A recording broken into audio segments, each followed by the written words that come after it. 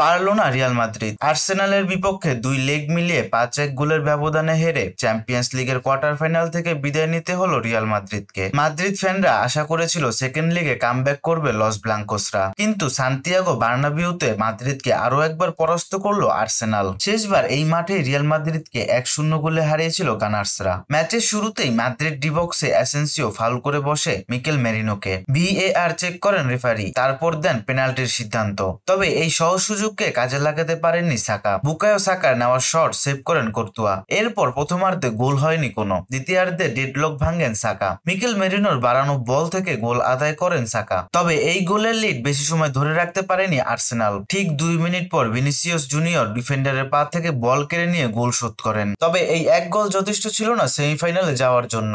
উল্টো ম্যাচের শেষ মুহূর্তে কাউন্টার অ্যাটাকে আর্সেনাল, আর সেখান থেকে গোল আদায় করেন গ্যাব্রিয়েল মার্টিনেলি। 2-1 গোলের ব্যবধানে জয় পায় আর্সেনাল, আর চ্যাম্পিয়ন্স লিগ থেকে বিদায় নেয় রিয়াল মাদ্রিদ। কোথায় সমস্যা মাদ্রিদের? কেন এভাবে হারলো লস ব্ল্যাঙ্কোসরা? এই হারের দায় কে নিবে? তবে কি বাদ পড়তে যাচ্ছেন রিয়াল বস কার্লো আনচেলত্তি?